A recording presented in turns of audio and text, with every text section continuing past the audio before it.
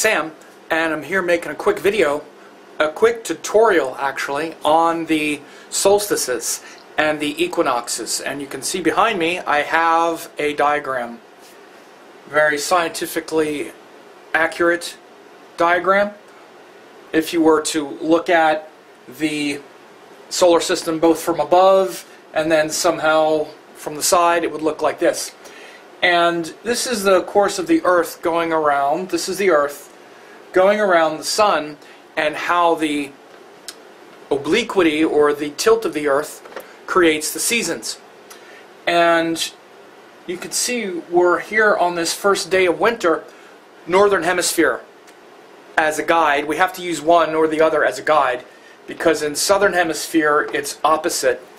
But this, of course, this would be the equator going this way. You see this obliquity of the Earth doesn't change. And you would see that on this first day of winter, which is usually December 21st of each year, in the Northern Hemisphere it's tilted furthest away from the Sun in the Northern Hemisphere, and the Southern Hemisphere is getting the very direct sunlight. You see? Opposite that, on the first day of summer in the Northern Hemisphere, we're pointed toward the Sun, and the Southern Hemisphere is tilted away. It's tilted backwards. And then on the first day of autumn, see, we have summer, becomes autumn, becomes winter. You see this is equal. That's why it's called equinox. There's an equal distribution of sun. And then this would be the spring, because after winter, then the spring, we would also have an equinox, and we have an equal time. So this is also why you can perceive with your eyes, in the Northern Hemisphere, we've been seeing the days getting shorter, because it doesn't take that long for the sun to then disappear, because it cuts that very shallow angle in the sky as we get more toward this extreme obliquity. When it's here, it's equal. When it's here, you see we have so much more time for the sun to be rising in the sky. The sun's much higher in the sky. So this is what we have when we have the seasons. Now, there's a couple things that I wanted to point out about this as well.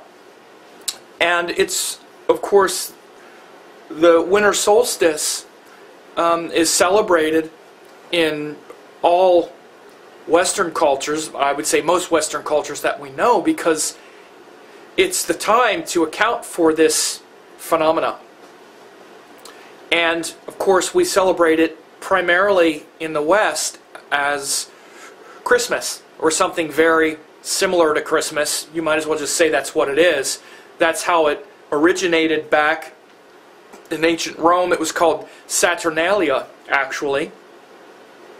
And it was a celebration of the shortest day. So it's actually the shortest day of the year, and it has become the time to celebrate the return of the light. And now it's been mixed with Christmas, which is a few days later, December 25th, and mixed with the religious symbology of Western culture. But the thing that's very interesting about even Jesus, and this might be controversial to people who don't want to account for any sort of natural phenomena in religious stories, but Jesus, as being the Son of God and the one who rises, this is celebrated as the birth of Jesus. It's also, again, analogous to the birth of the sun. Coming out of the womb, coming out of the darkest moment, we have the sun now getting born. Because literally, the solstice is the shortest day, but then as soon as it passes that moment, then it starts becoming brighter. And it becomes brighter and brighter and brighter and brighter until it's equal in the sky, equal day, equal night, until it's brighter and brighter and brighter. Then on the first day of summer is the brightest day. Then it starts to get less and less and less and less. So all of these cycles are fluid. So we even celebrate the birth of Jesus, even the symbol of Jesus, as being on a cross. A cross. Why do you think you have these crosses? The four directions. This is, again, it's not just a symbol in ancient cosmology and every cosmology. It's not just a symbol because, oh, it symbolizes something. We think everything is symbolic. Things that are symbolic refer to things that are literal. Okay? All deities and gods are symbolic of something, but it's not just symbolic. They're symbolic of something that's literal, because we're trying to convey something that's not just a literal fact. This is a literal, scientific, observable fact, but this literal, scientific, observable fact refers to something that's not just physical, something that's metaphysical. So bridging the physical and the supernatural is what we would call metaphysical. And what I mean to say is that this rhythm of the sun, moon, and earth, well, actually the moon is not in this, but this rhythm of the sun and the earth is the reason we have life on earth. It's the reason. It's not just, oh yeah, well there's that happening too. No, this is why we have seasons. This is why we have the tides of our human body related to the relationship to the moon and the sun, and it took 4.5 billion years for all of this to create life. So again, the ancient metaphysicians and mystics were not as, frankly, stupid and disconnected from the natural cosmological world as we are. So again, when we see this and we see the symbol of a cross, and then of course in Christianity, you know, Jesus is crucified on the cross. There's all this drama behind that, but the symbol of a cross is unmistakable. It's in every mystical tradition one way or another. In India, they have this kind of cross. It's a cross. See? But it's a cross that also is moving. So the swastika in India is a cross, but it's spinning. This is supposed to denote movement, like a chakra, because the chakras are moving. But everything moves, revolves around this four-pronged directional matrix. So when we reach the solstice points, they're extremes in this orbit. Again, in the northern hemisphere, it's the extreme dark when we have the winter solstice, and the extreme light when we have the summer solstice. And by the way, to all my friends in the southern hemisphere, it's your summer solstice.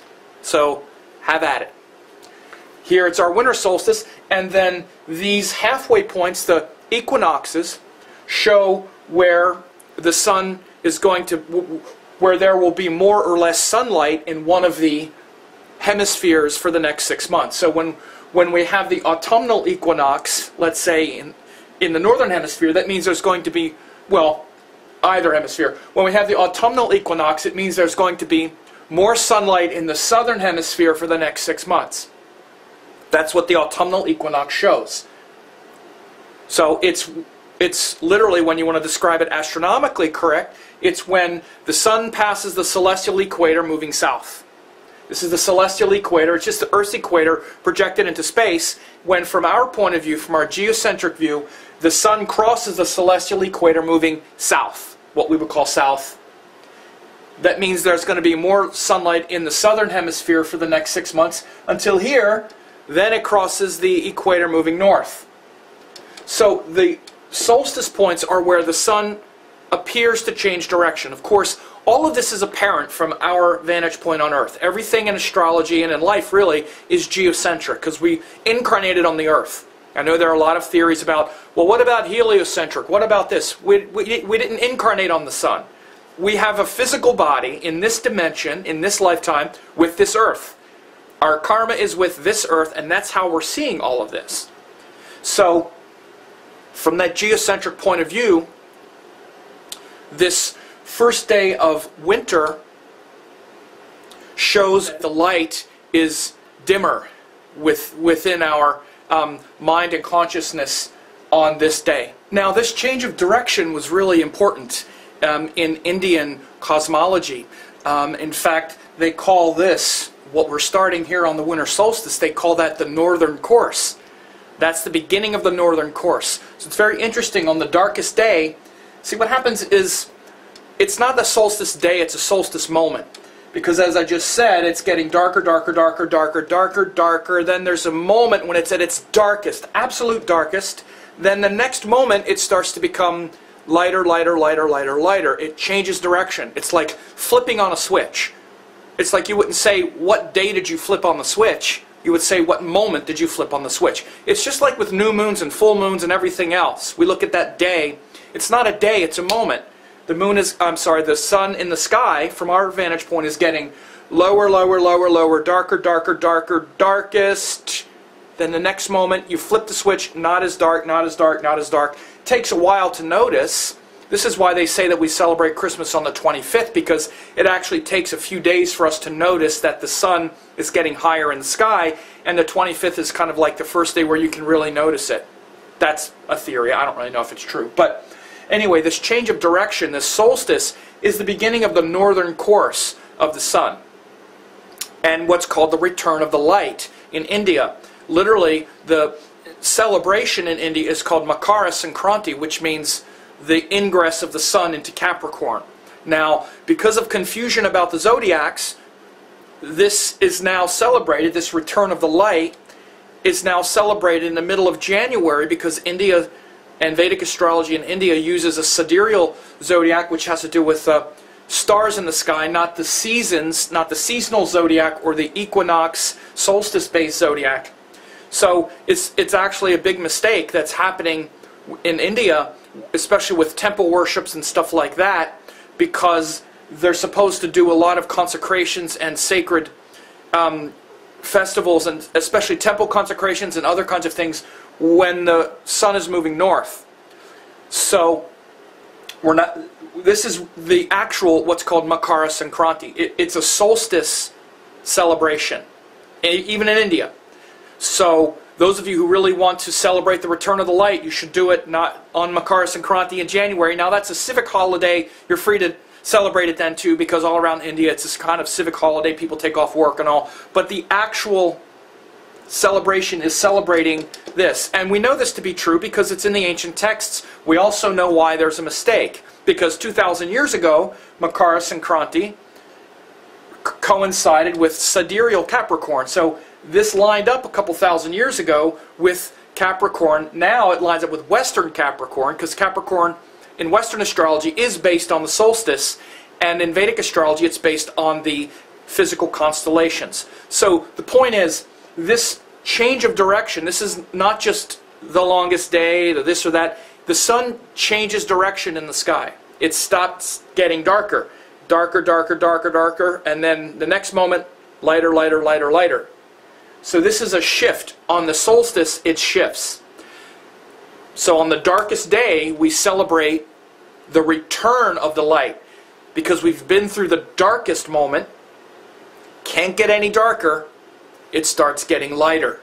Now, we don't really notice that light so much, it's said, for a couple days. This is probably why we celebrate Saturnalia, what used to be Saturnalia, now Christmas, on like the 25th. I don't actually remember when Saturnalia was celebrated. It was probably solstice in ancient Rome. Literally, it was called Saturnalia. What do you think that means? Then it became Santa Claus and all that stuff. But you know that portrayal, or it was Saint Nick, but you know that portrayal of Christmas with, that portrayal of Santa Claus as a big fat guy wearing a thing? You should realize that characterization of Santa Claus didn't happen until Coca-Cola ad in like the 1930s. So that's where we get that symbol from. Anyway, a little off track. But all of the things like decorating Christmas trees and all of that stuff has a tradition back in ancient Rome, in the West. And in India, it's a solstice celebration. Of course, they don't have Christmas tree stuff and all. They don't celebrate it like that because it's not cold. It's hot in India pretty much everywhere. So, I mean, at least most of the places. So it's not as cold as up in Europe. So anyway, just to give a quick primer about what the solstices are, how the Earth is moving around the sun, how it's a common theme in every spiritual tradition to celebrate this, what they call in India, literally the return of the light. In Western culture, it's literally the birth of Jesus, which is another way of saying a return of the light. Both cultures have a cross. I really kind of wish Jesus wasn't crucified on the cross. I wish that wasn't the symbol. I wish he was like, you know, but anyway, that's just my personal thing. But it's the swastika you see in India, the same sort of cross, represents the 4 directions in movement. You can see how that symbol of the swastika has that symbol of movement in it. So, I hope this was interesting and helpful.